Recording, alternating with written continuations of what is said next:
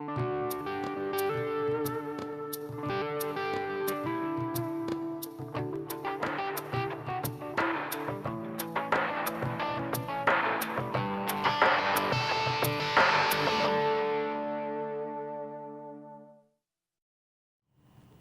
to Southwestern Spotlight. I'm Stephen Snyder, and today I'm joined with special guest, Mr. David Hunter from the School of Education.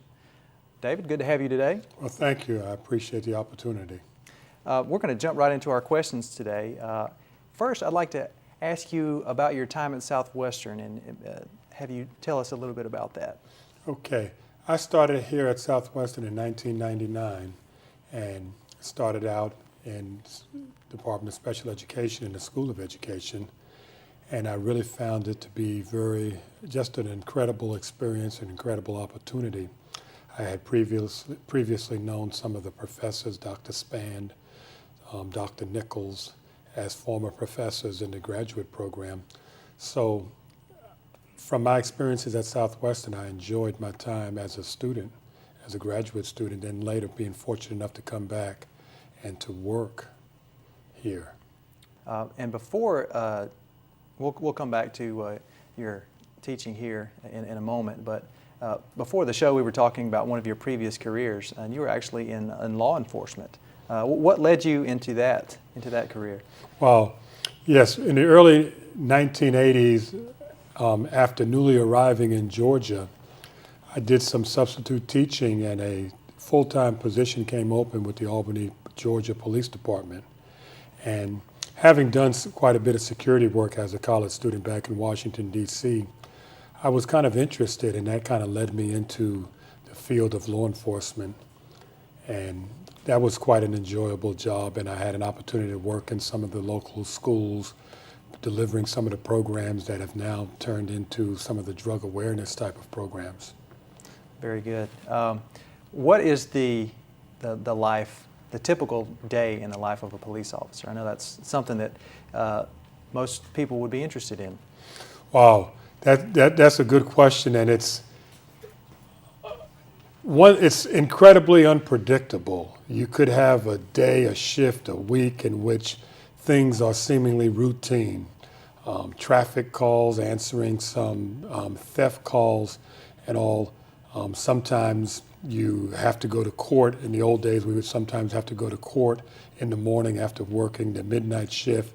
But it would oftentimes be predictable, but then there was always an unpredictable element of it where things could change drastically as quickly as one could imagine and all. But enjoyable part of that job is the interaction with the public and the collaborative work that one does with citizens, business interests, and all, knowing that you could have a really good possibility of helping people during the course of the day.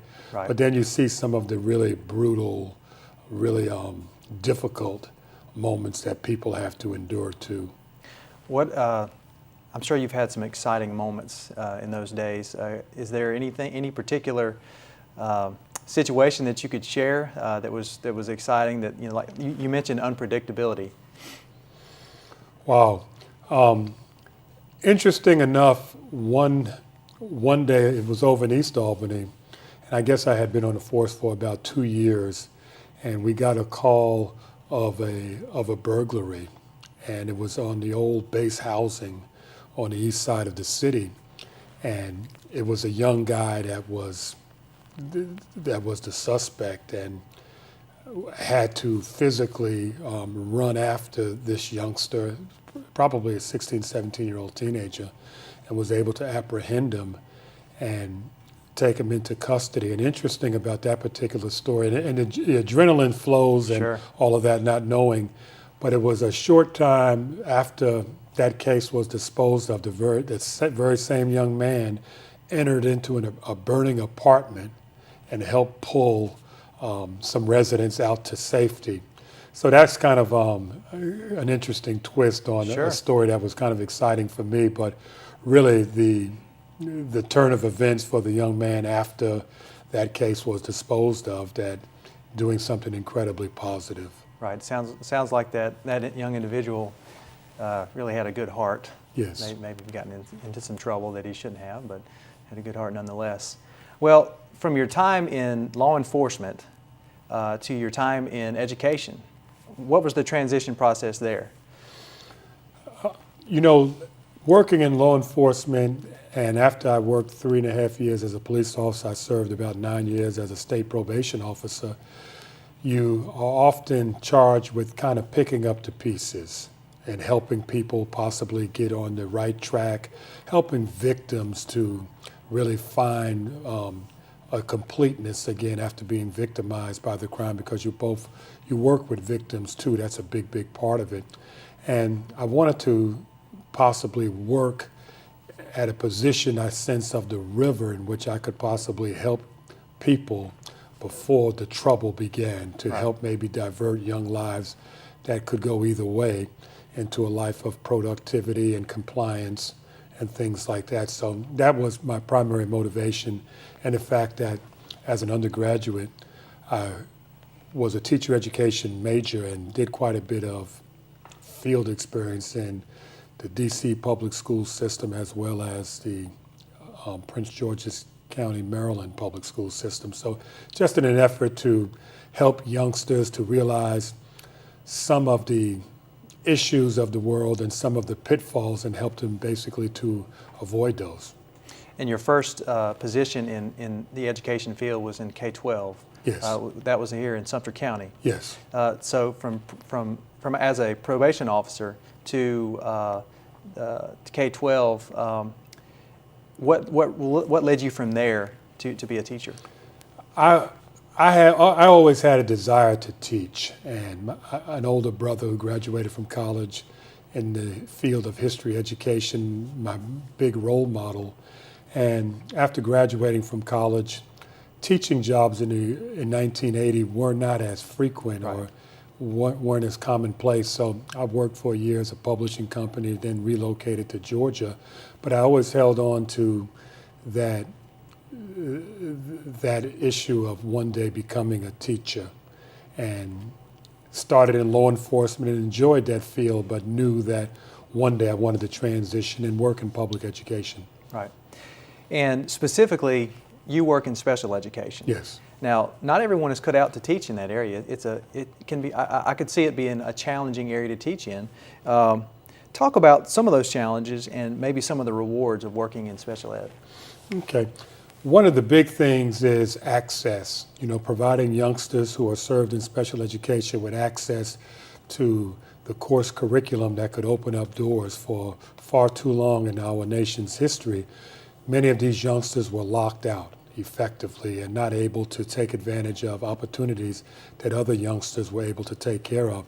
So working in special education, ensuring that, some of the positive life outcomes, like people able to obtain employment or have those really life-fulfilling types of relationships, in spite of having a challenge or a disability, because my viewpoint is that all of these individuals, they have strengths, they have something to offer, both to friends and family members and to the society at large.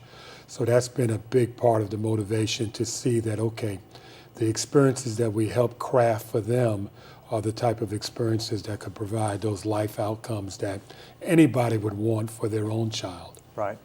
I want to pick up on that conversation when we get back, but at the moment, we're going to take a break.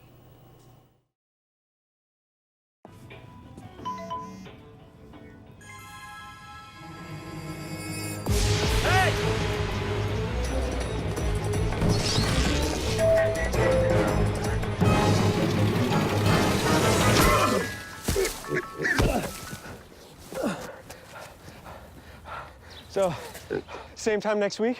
Well, of course. Put away a few bucks, feel like $1 million. For free tips to help you save, go to Feed the Pig. Looking for these? You drive buzzed. It could be one very expensive ride. First, you gotta make bail. Then pay me to get your car back. Your insurance premiums will go through the roof. And my legal fees just keep adding up. All told, it could end up costing you $10,000. Nothing kills a buzz like getting pulled over for buzz driving, because buzz driving is drunk driving.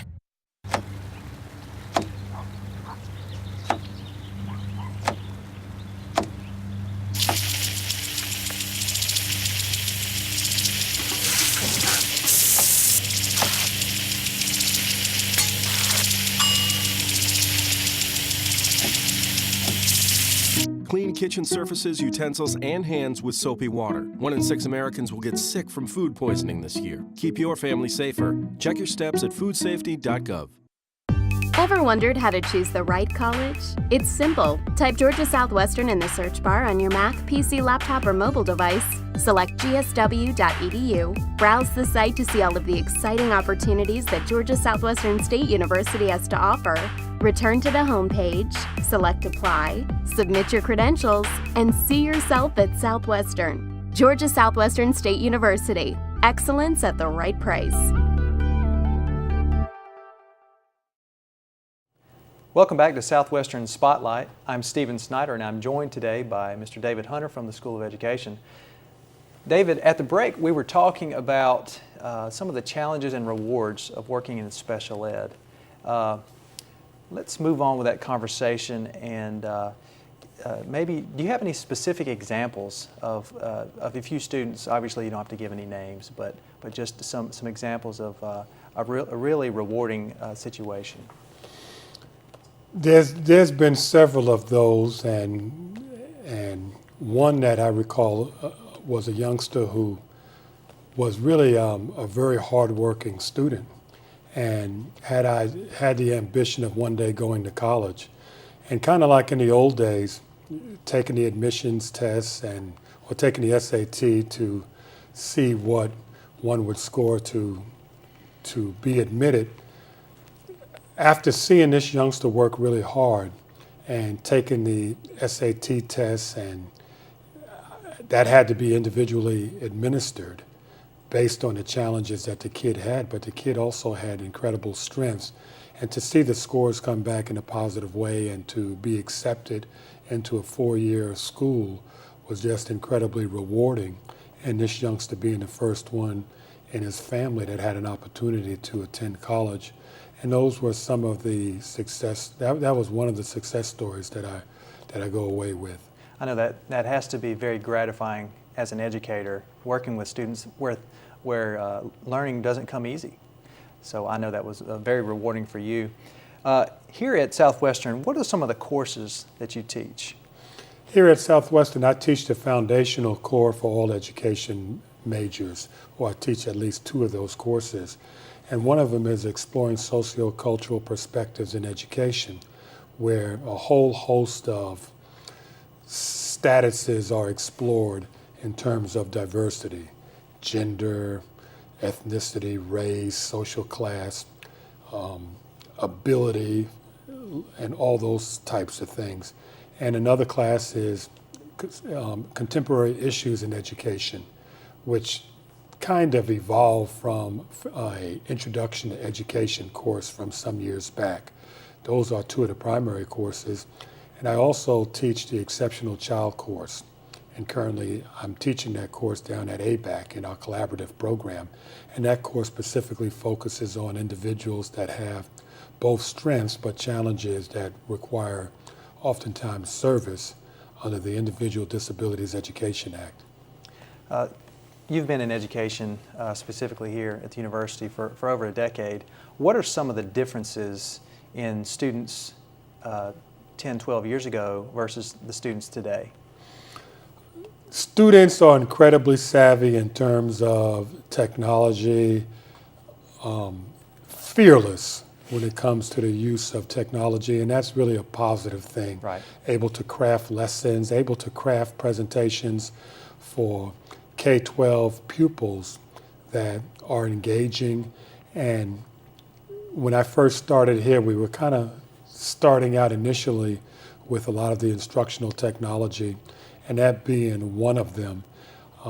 One of the differences, youngsters now are seemingly, I guess because I'm getting older, they're younger, but they have an awareness and all that's largely positive. and all. But there are some differences from students from when I first came, that those students being pretty ambitious as well, some non-traditional students, Sure. and I probably taught more non-traditional students my first few years here than I'm currently doing now. Right.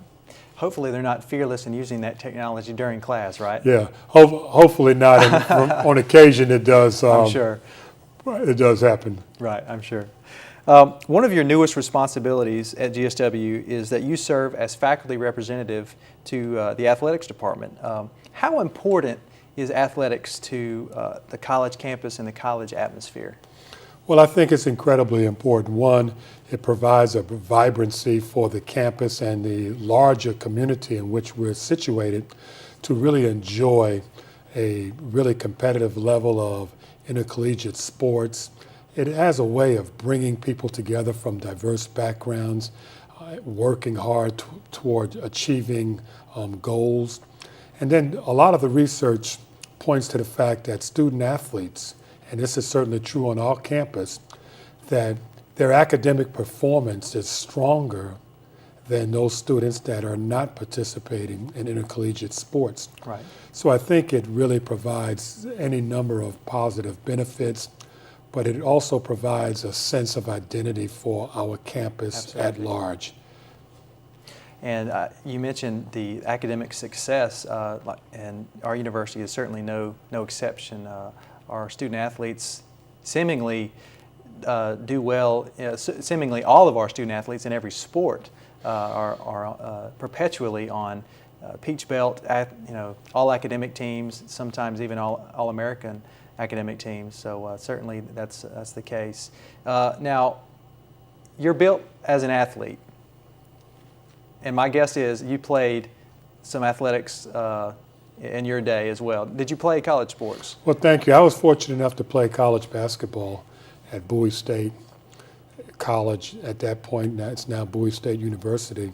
And baseball, a lot of people find it hard to believe, was actually my first love as a kid growing up in New York City and living walking distance basically of Yankee Stadium.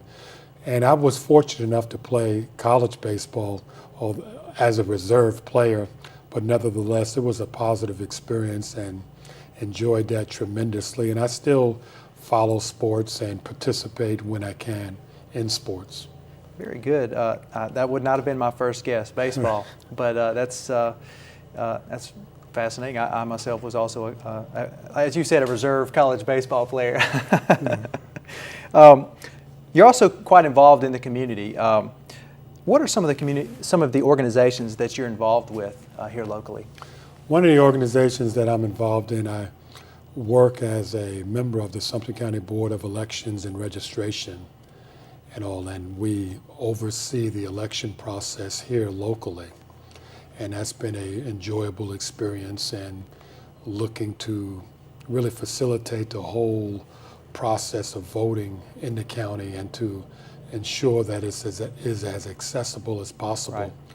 Over the course of years too, I've been fortunate enough to be invited from various schools to participate and to speak at some of their programs and events and all, and that's been incredibly enjoyable and a solid experience.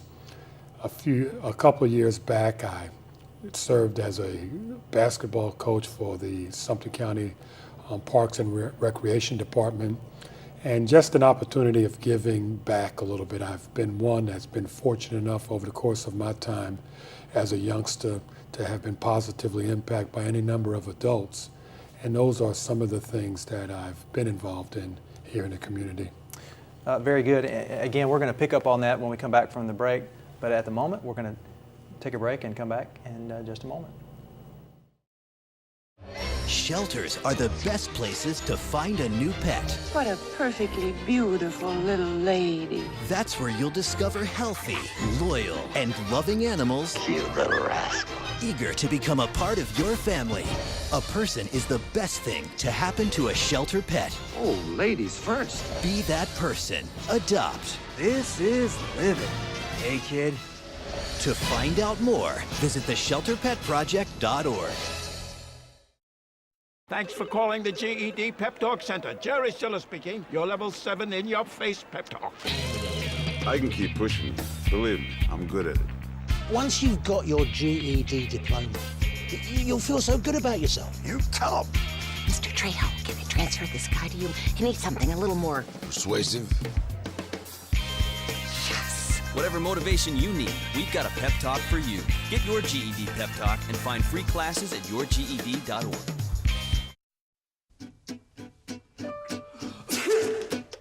Danse, balance, suis la cadence, ondule bien tes hanches au bal du dimanche.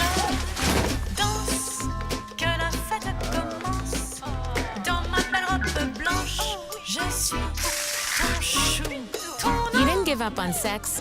Don't give up on birth control either. There are more methods than you think. Find yours at bedsider.org. Ever wondered how to choose the right college? It's simple. Type Georgia Southwestern in the search bar on your Mac, PC, laptop, or mobile device. Select gsw.edu. Browse the site to see all of the exciting opportunities that Georgia Southwestern State University has to offer. Return to the homepage, select Apply, submit your credentials, and see yourself at Southwestern. Georgia Southwestern State University. Excellence at the right price. Welcome back to Southwestern Spotlight. I'm Stephen Snyder, and I'm joined today by David Hunter from the School of Education. David, at the break, we were talking about your community service involvement. Let's talk a little bit about the community service involvement of students these days. How do educators encourage that students get involved? That's an important part, especially with education majors and reaching out to families and communities. And it really gives you an incredible vantage point in terms of understanding children and the way they learn and understanding the environments in which they live. But I also really strongly believe that it really provides a great opportunity to give back to the community, to share things that students have strengths in. And students that have found the time to do it have really come back with just incredibly enjoyable experiences. So we try to get our students involved in a number of programs. They all have to do a certain number of hours of clinical experience, and sometimes that'll lend itself for additional opportunities in which they're able to participate in interscholastic programs, athletics, and artistic programs, and that's been a positive thing. And sometimes after students have completed clinical experience, they've enjoyed it so much, they go back to assist and to help. But I think the primary thing is how could we kind of facilitate it to help them to see how important it is, and our students participate in a whole host of activities here in our community, and this includes those students in our other programs and schools on campus as well. To give the viewers some idea of the amount of time that education students have to put in before they become teachers, we're talking hundreds of hours. Yes. Not only in clinical hours, but in student teaching as well, which is a whole semester. So, like you said, that itself is almost like community service, because they're there every day. Yeah, indeed, and it takes a lot to really hone those skills that are needed to be an effective educator. Absolutely. What are some of the benefits of working in this type of environment? You mentioned that you're from New York City, a large city, obviously, the nation's largest. What are some of the benefits of working in a community like the one we have at GSW, small, close-knit? One of the benefits that really jump off at me is this. You really get a chance to know people. You really get a chance to experience some really positive relationships, and you can build upon those relationships, and that's quite appealing to me. To give you an example, as a youngster growing up, I attended school, an elementary school, about 1.5 miles from my home, and I've never seen the bulk of the students that I attended elementary school with, and that was after living there until I graduated from high school and returning home for many, many years thereafter. But it's because of the largeness of it, you're not able to develop the wide range of relationships and friendships. Right. And I think that serves as a really beneficial element in an area like Sumter County, Georgia, or in rural Georgia. And I would suspect some of those that you were closest with were those probably that you lived closest to, yes, as yes. opposed to where you went to school. So very important. One last question is about your involvement with the Fulbright Hayes program. You did some travel to Brazil, is that correct?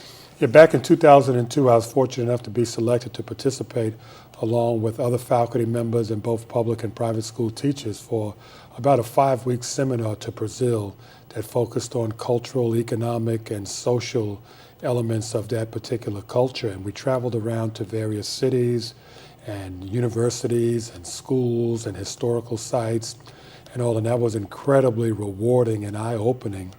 And one of my best experiences was helping out in an adult education class in the state of Bahia in northeast Brazil. And you had adults that after a full day of work were working late on skills up until 11 p.m. at night. But it was incredibly educational, and I was fortunate enough to be able to come back and share that with probably about 20, 25 different classes and schools throughout the Southwest and Middle Georgia region. Study abroad in general, obviously that was a little different for a faculty member, but study abroad in general is pretty important, very important to students these days to gain that exposure of other cultures. And Georgia Southwestern has a fairly strong study abroad program. Talk a little bit about the importance for the students to experience those different cultures. Absolutely, it is incredibly important in that we really firmly get an idea of really how privileged and fortunate that we are oftentimes when you travel to other countries and you have an opportunity to work with people who, from a material point of view, that have so much less than we do, but are so incredibly positive and upbeat and engaged about their future. But it really allows us to understand and hopefully appreciate our standing and how it's very, very important to provide any type of assistance when we have that opportunity. And I found that our students here on this campus have really, really enjoyed those experiences, especially that University 4000 course, right, in which they actively participate and help to really change the destiny of families. Right. Well, I've enjoyed our experience here today. Thank you for visiting us here on Southwestern Spotlight. Maybe we'll have you again sometime, but okay. Thank you. Well, thank you very much for this opportunity. It's been a pleasure. Absolutely. Well, that's it for this episode of Southwestern Spotlight. Please join us next time.